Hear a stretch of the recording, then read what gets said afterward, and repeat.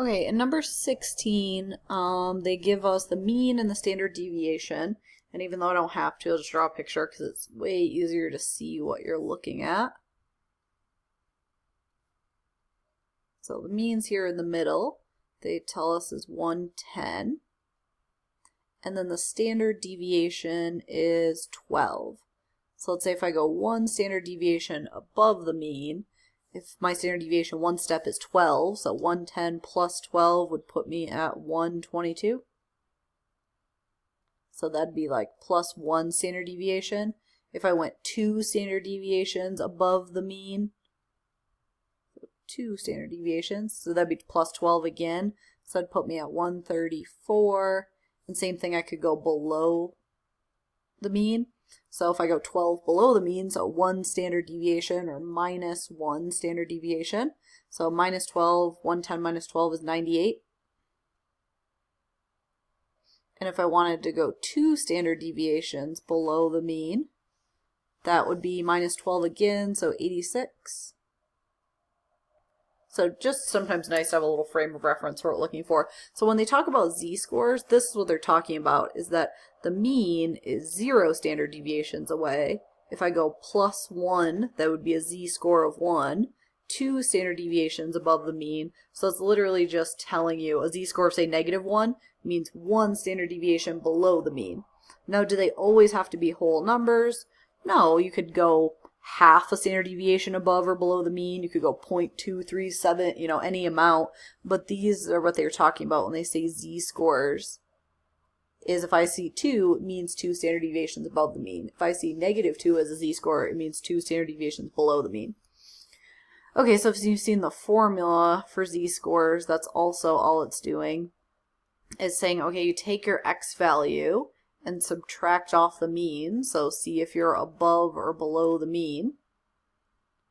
And then you divide by the standard deviation. So say if I'm at 122, I do 122 minus 110, so my value minus the mean. And so I see, oh, I'm 12 above, and then 12 divided by 12 gives me 1, meaning 12 points above the mean is the same as 1 standard deviation above the mean.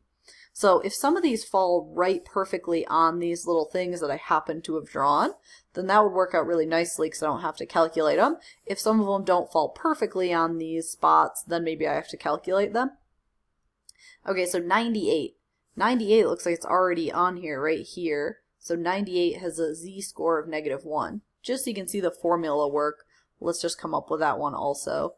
So if my value I'm trying to come up with is 98, so 98 minus 110, and then divided by the standard deviation, which is 12. So 98 minus 110 is what? -12.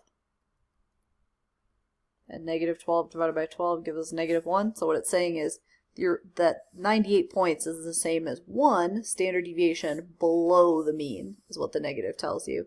So part A is a z-score of -1.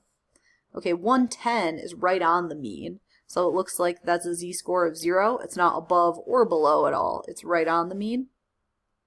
In fact, that's the thing, the z-score for the mean is always 0 because it's right in the center. Okay, 128. So notice 128 is not quite 122, not quite 134, probably somewhere in between here. And so that one I have to use the formula for. So for part C, I have an x data point of 128. And I want to say how far away from the mean is that. So I'll subtract off the mean and then divide by the standard deviation. So 128 minus 110 is 18 divided by 12.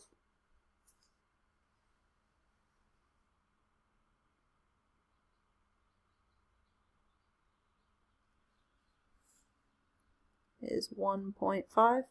And that probably makes sense if the standard deviation or a z-score of 1 is here and 2 is here. This looks 128 looks like it could be about 1.5. And so 128 is 1.5 standard deviations above the mean.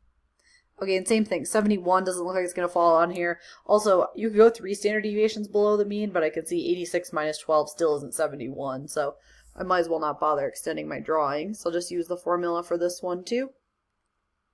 So my data point is 71. How far from the mean is that? and then divide the standard deviation into it to see how many standard deviations that is. So 71 minus 110 is negative 39.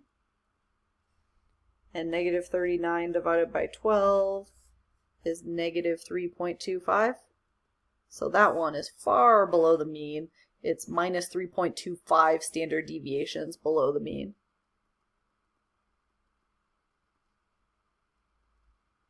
So this is how you turn your raw data that's measured into points into z-scores.